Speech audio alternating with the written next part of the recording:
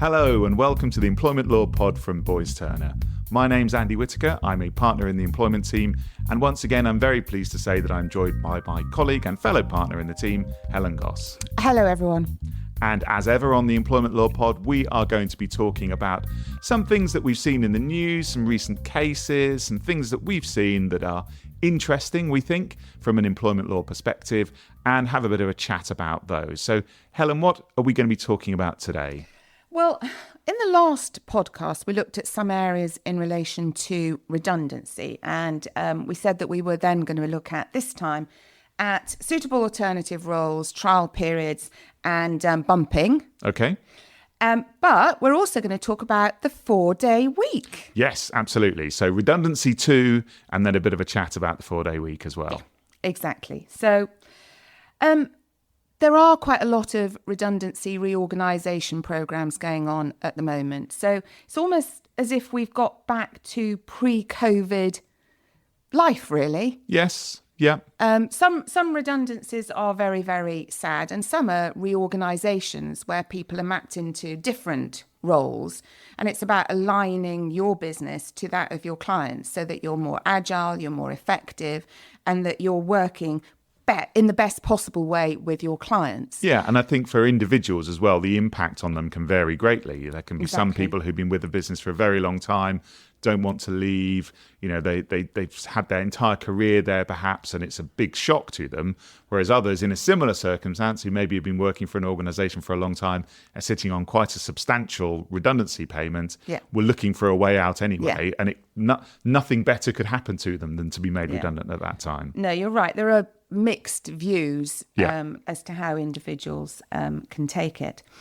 So I've been thinking about suitable alternative roles, and that's one of the areas that can go either very swimmingly and fine, and it's all very simple and everybody understands what's happening. But then it can actually be quite a problematic area if there's a dispute or a disagreement as to what exactly a suitable alternative role is for that particular employee. Yeah, and that can impact upon whether or not the individual ultimately stays in the organisation, or if they don't stay, it can impact upon what they might be entitled to when they leave. Yes, don't steal my thunder, Andy. Don't steal my thunder. I'm just setting it up for you. Yes, exactly. That's it. So the consultation process is essentially how can we avoid this proposed or planned redundancy. People want to look at maybe changing their hours, reducing them, or possibly even reducing pay, but looking at alternative roles in the business, and particularly suitable alternative roles in the position, in the business. So the very, very basic proposition is if there is a suitable alternative role, then that should be offered to the employee at risk, on the basis then that the redundancy is avoided. And also, I suppose, it's sometimes wider than that, isn't it? It's a question of just saying to the employee, here are all of our vacancies. Now, there might be some very unsuitable vacancies from the employer's perspective, but of course, an employee might want to apply for them nonetheless. So yes, and they might want to apply for a promotion type role, or even look for a lesser responsibility role if that's perhaps where they are in their life, and they're happy to do that. But where it becomes more complicated is the suitable alternative role. And essentially that's a question of fact and the suitability to that particular employee. So it's about a vacant role. So there isn't any obligation on the business to actually create a new role for the individual. Now, in a lot of reorganisations, new roles are created, but that's not specifically to retain the individual. It's about the reorganisation. The business is putting together a new structure within a team or whatever it might be, and people are allowed to apply for those new roles. Yeah, exactly. So as I say, there's no requirement to actually create a new role. But also HR need to remember that if a role becomes vacant during the consultation redundancy process, then that's one that they do need to bring to the attention of individuals, because that timing is quite crucial. And then, of course, we get on to suitability, which is where there is usually quite a lot of discussion and debate, depending on the particular agenda of whether that's the employer or the employee. So suitability really comes down to a role that is similar to the current actual role, because of course it can't be the same role, because we're making that role redundant. We're not necessarily making the person redundant, we're making the role redundant. So there shouldn't really be the same role that's vacant there. It's really important that you look at not just the job description, but actually what that person does on a day-to-day basis, particularly as what they may be doing has evolved from the original job description that may be several years ago. You need to look at the ability set, skill set and competencies of the individual and look and see what roles there are that could be considered to be suitable alternative roles. You then need to look at the terms and conditions. So what's the salary, the benefits, what are the hours, the location, the place of work. Because if it's a job that's paid significantly less, then I think it would be hard to argue that that was a suitable alternative role. If it's in a completely different geographical location, then again, that may not make it a suitable alternative role for that individual. Now, it may be that a small amount of training is required, so, that's not necessarily a bar. But also, you do need to have a look at status. So, are you offering them a role as a suitable alternative role that takes away perhaps the status that they had in their previous role? Yeah, maybe they had a team to manage or something like that, but they're losing that responsibility. Yes, exactly. So there are quite a lot of factors to take into account, and it's really a question of fact. And as I said before, the suitability to that employee as to whether it is a suitable alternative role. And it's for the employer, so it's for you, the employer, to show that it is a suitable alternative role. And the issue of slotting comes up sometimes, doesn't it? When you're looking to reorganise and create new roles, where you might have a role that, as you said, it's not going to be the same role, but it may be quite similar. Yes. And therefore, you sometimes have complications where either the employer is saying, well, 80% of this role is the same as what you were doing before, so we're just going to slot you into that without you having to apply. Or more troublesome, potentially, is a situation where the employer thinks the role is sufficiently different to ask people to apply for it, and they don't slot somebody in, but someone says, well, I accept it's not exactly the same role, but it's so similar, you should just put me into that without me having to apply. Yes. And of course, that is quite challenging, isn't it? Yeah. And what you may find is that some employees will argue and say, no, I want my redundancy, I want to go. Or they may decide to just go into that role and then go and look for another job as over a short period of time. About 10 years ago, I had a case on exactly that, where someone was employed in a role for 10 years or so. Because of the nature of the organisation they were working for, they were sitting on a very large redundancy payment. And the employer was saying, well, it is a redundancy, but there's this job that is almost the same as what you were doing before, very, very similar. And of course, they don't want to pay out redundancy payments unnecessarily. And so they said, well, we're just going to slot you into that role. You don't have to apply for it. We're just going to put you into that role. Yeah. And the individual obviously didn't want that, and they just wanted to take their money and run. Yeah. But presumably the trial period came into play, didn't it? There was, but the individual didn't want to do it at all. Didn't even want to do the trial period. Because, so, and then I think they, I'm trying to remember the facts of it, but I think they did do the trial period and then said, oh yes, no, it's completely different. I'm not accepting it. Where's my redundancy pay? Well, that brings us on to the next part of what we're going to talk about, Andy. Because there is a possibility that an employer can avoid the liability of a redundancy payment if an employee unreasonably refuses a suitable alternative role.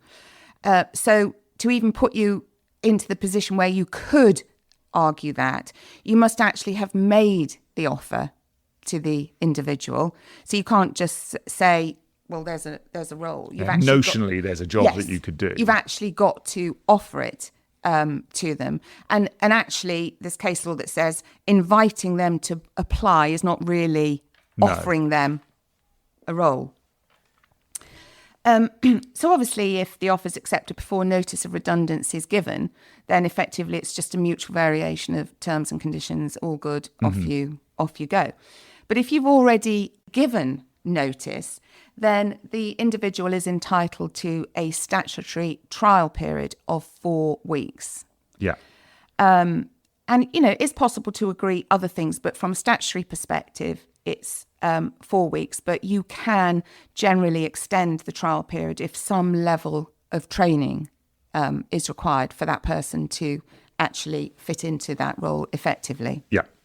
Then if the offer of suitable alternative employment is accepted, then there's no redundancy payment, but that's really subject to the trial period. And again, we come into that position where we might have a very difficult situation where one thinks it is a suitable alternative and the other one doesn't. And it's nearly always the employer who thinks that it is a suitable alternative. And therefore, that if the individual doesn't take the role, there will be no liability to pay the redundancy. Yes, it doesn't mean that the individual is not redundant. They are still redundant, but the obligation to receive the or to pay the redundancy payment falls away. Yes, exactly. So if everybody agrees it's a successful trial period, job done, and their employment continues, there's no dismissal and there's no redundancy payment. Similarly, if everyone agrees that the trial period is not successful, then there is a dismissal and a statutory redundancy payment is due from the date that the original contract ended. So again, that's fairly clear. So where it gets difficult is if there is a disagreement where they don't agree as to whether it is a suitable alternative. And it essentially comes down to the reasonableness of the refusal. So that's where it gets a bit difficult. Because there's a two-stage test, isn't there? There's an objective test and there's a subjective test. You are good, Andy Whittaker. Very good, yeah.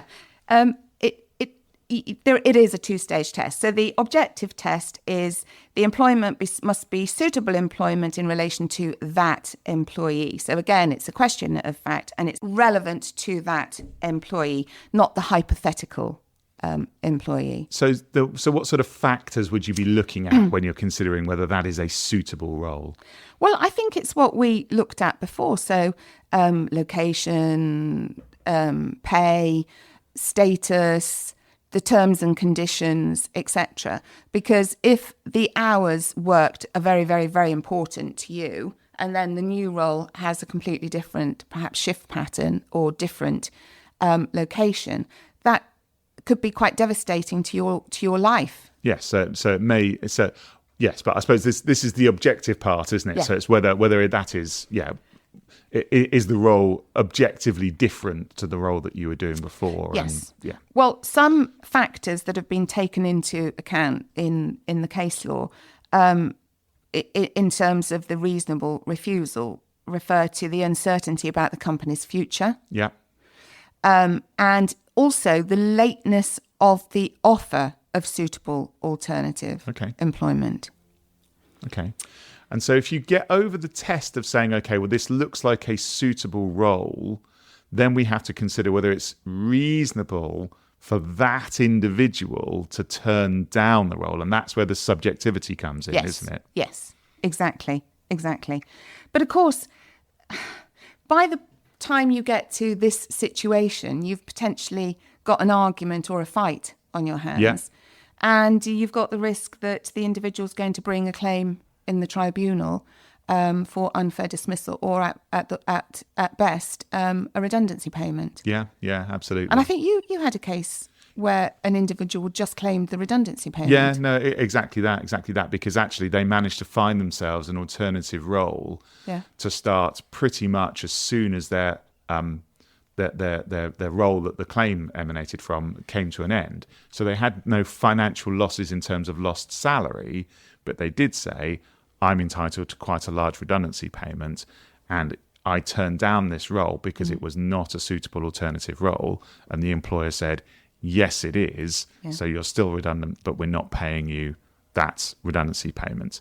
And that second step, that second test about the subjectivity, the way that I often explain it, and all listeners to the podcast may benefit from some knowledge of the M4 corridor for a moment here. But the way I might describe it is to say that if everyone was working in an office in Reading, yeah, and you had decided that you were going to close, you had two offices, one in Swindon, one in Reading, and you decided, I'm going to close the one in Reading and we're going to ask everyone to go and work in Swindon instead. Okay? You now have two employees who both work in the Reading office. Exactly the same jobs are being created in Swindon, remember? Exactly the same jobs, but in Swindon rather than Reading. One of the individuals who's affected by this lives in Newbury. So actually, to go to Swindon is pretty much no different to going to Reading. The other person who's affected by it lives in Slough. Now, it's one thing to travel to Slough to Reading, but it's another thing to travel from Slough to Swindon. So although the roles are both, they're exactly the same jobs that they were doing before, they're getting paid exactly the same amount, same responsibilities, same duties. So you might say, well, to an objective, applying that first objective test, they look exactly the same. But then when we look at the subjective test and we look at the impact on the particular individuals, it may potentially be unreasonable for the person in Newbury to turn it down because it makes no odds. Their commute time is exactly the same. But the individual in Slough, it might be reasonable for them to turn it down because it means their commute is much, much longer. So same job, same impact, same money, two different people. But for one, it would be reasonable, and the other, it might be unreasonable. Yes, and we have had several cases where fairly large clients with several sites have consolidated and perhaps moved sites to one central spot, and had to do great big huge Excel sheets working out where people live and how they get to work, the availability of public transport. And then, of course, factor in caring responsibilities. Absolutely. So some people going home at lunchtime to look after elderly parents, etc. So all those factors have to be taken into account to decide if it's a suitable alternative. Yes, they all build into the reasonableness of that individual turning it down because of their particular circumstances. Yeah, no, exactly. So now I am going to look very quickly at bumping, Andy, because everybody hates bumping. Do you hate bumping? Yes. Everyone hates it. So what bumping is where an employee whose role is at risk of redundancy is actually moved into an alternative role, which is not at risk of redundancy. So that person's employment is saved in an alternative role. But the person whose role the other person has taken is then placed at risk of redundancy and has to go through a redundancy process. So it's usually a junior person displaced by a more senior person. So you can understand why absolutely everybody hates it. And I rarely see it. Do you? Yeah, it is unusual, not least because if we are talking about a senior employee taking the role of a junior employee, that means they have to accept the terms and conditions that come with that junior role. Because it's not a suitable alternative role. Pay cut, diminished responsibilities, duties, that kind of thing. So it doesn't happen very often. And also, of course, although an employer may consider it, there's no obligation upon an employer to do it. No, exactly. And the case law essentially says that you're not legally obliged to bump or even necessarily to consider it.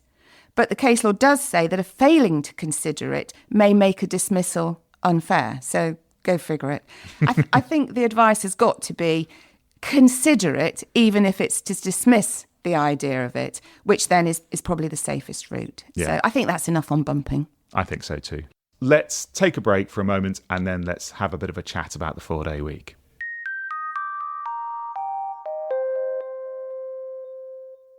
Welcome back, everyone. So Andy, tell me, what have we got to look forward about with the 4-day week? Where to start with this? Pre-COVID, there was quite a lot of discussion and commentary about the effectiveness or the desirability for businesses to move to working 4 days a week. And when we say working 4 days a week, we mean still paying the employees to work 5 days a week, but only requiring them to work 4 days a week. Now, at first glance, that sounds like complete madness, because you're immediately reducing the amount of hours available for the individuals to do work, and yet you're still paying them the same amount of money to do the job that you employed them to do. So how can that possibly work for an employer? Well, the answer is that there have been numerous trials all over the world that have established that in certain circumstances, it does work. And I think that bearing in mind sort of widespread acknowledgement that we have issues with productivity, not just in the UK, but across the Western world in particular, then there needs to be a bit of creative thinking about what we can do to improve our productivity. And this is a potential way of addressing that concern, even if, like I said, it sounds counterintuitive to start with. And pre-pandemic, I remember us holding events and we were talking about, work is a thing that you do rather than a place that you go to. And this is all very exciting. People are thinking about working 4-day weeks, etc., etc. And then, of course, the world of work has rather turned on its head, or at least the world of white-collar work, office work, has changed considerably as a result of the pandemic. But we've nonetheless seen some trials that have been run in the UK. And there were some trials that came to an end in 2022, so shortly after the end of the pandemic, if you like. And of the 61 businesses that were involved in these trials back 2 years ago, 54 of them maintained it and kept the 4-day week in place 18 months after the trial. And actually 51% of them made that change permanent. So they found that notwithstanding the fact that their employees were being required to be in work or to be online less than was previously the case, they found that actually there was an increase in productivity. Okay, so the burning question as far as I can see is, were those employees still working their same contractual hours? So no. They weren't. So this was not a question of compressing the hours. Okay. This wasn't a case of saying, okay, you have to work 40 hours in a week and you're now going to do them over 4 days rather than 5 days. Mm-hmm. You still do exactly the same hours Monday to Thursday as you were doing before. You just don't work on the Friday. And as I said, that sounds completely counterintuitive. How can it possibly be the case that you can be more productive working less?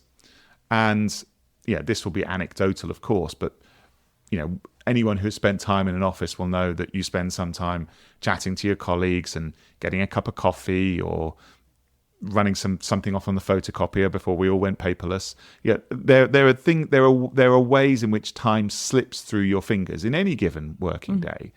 And the thought process behind the 4-day week to some extent is, well, we have all of those things that distract us at work. We also have things in life that we need to sort out as well. And that impinges either upon our working time, or it means that we're thinking about it because we're processing, I've got to remember to call the doctors, or I've got to get my shopping, or whatever it might be.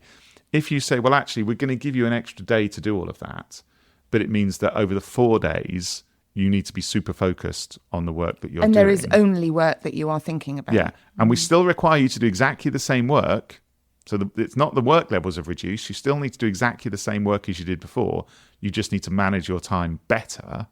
These businesses that have engaged in the trial, I gave you the stats earlier, 50% of them made the change permanent. Interesting. Now, of course, the businesses that participated would be to some extent slightly self-selecting. Because they were interested. They were interested in doing it to start with. And also the sectors that instigated this as well. Some businesses in some industries will be better suited to be able to do this work than others. But nonetheless, despite the initial misgivings about how can this possibly benefit productivity, there is some data that suggests that, at least for the businesses that took part in the trial, it did work.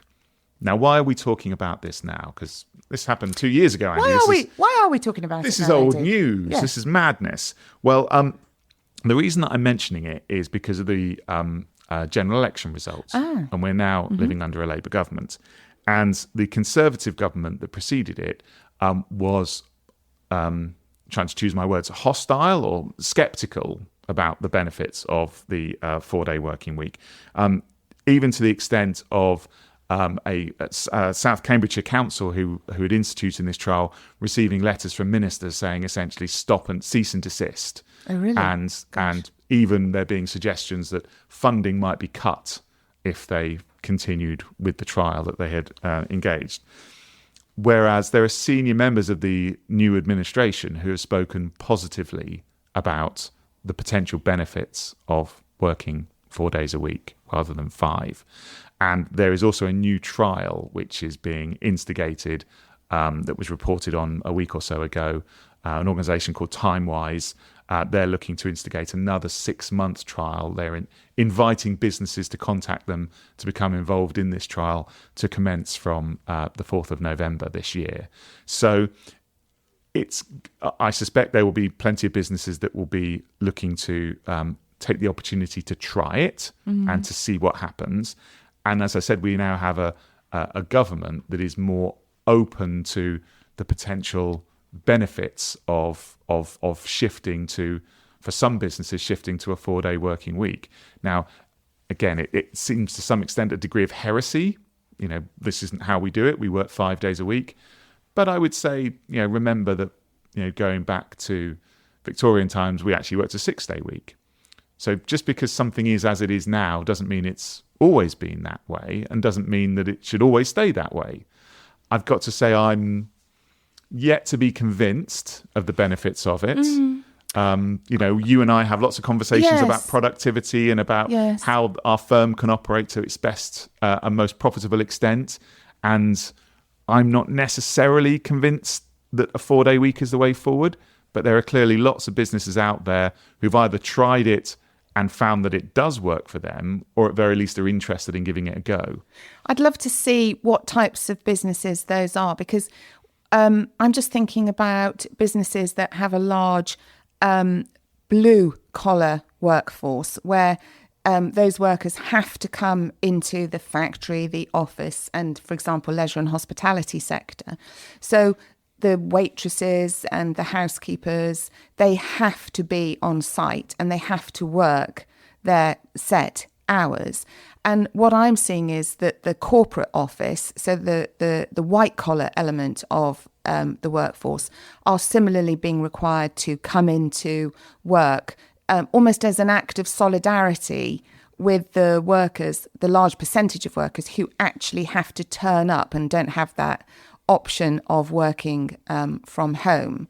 So I would just worry that in a business like that, it would create almost a double layer and resentment that some people can work a 4-day week and get paid for 5, whereas I'm on the production line and I still have to work 5 days and only get paid for 5 days. Yeah, and there are also loads of complications around what you do with people who work part-time already and what you do with their pay and what you do with benefits. So it is quite a complicated area. I think to sort of conclude this, I think just to make the point that we are in a period of considerable flux in respect of what the working week or what working practices look like. Yes. Everything was... we were already heading in a direction of looking at alternative working patterns pre-pandemic, and then the pandemic has stirred that pot even more. So, we know we live in an environment of productivity not being as high as we would like it to be, and I think this is one of many ideas that will come out as to how businesses can potentially become more productive and get the best and the most out of their employees. Just on that data point, South Cambridgeshire, when they did run the trial, they found of their 24 activities, if you like, that were affected by this trial, they found 11 of those activities became more efficient and more productive. 11 of them, there was essentially no change in their service provision, and there was only 2 where they saw a diminution in service provision. Yeah. So interesting stuff. Well, I think this is one, Andy, that at the end of, I think you said there's a 6-month trial about to start. It starts in November. Sorry, it starts in November. So at the end of that, this time next year, I think it'd be really interesting to see what the results of that are, and perhaps have a look at the types of businesses who've reported back. Yeah, and potentially also go back to the original businesses that took part in the first trial back in 2022. And see how that's going. See how that's going, because it's one thing to make a trial work over a short period of time, but whether that continues into the future is another matter. Yeah, no, absolutely. Okay, well, I think that probably wraps us up for today. I think it does. Thank you. So all that remains is to thank you all for listening to the Employment Law Pod. If you are interested in checking out more of our episodes in this series, then do go to the Boyce Turner website, and you can also follow or subscribe wherever you listen to your podcasts. Thanks, everyone. Bye-bye.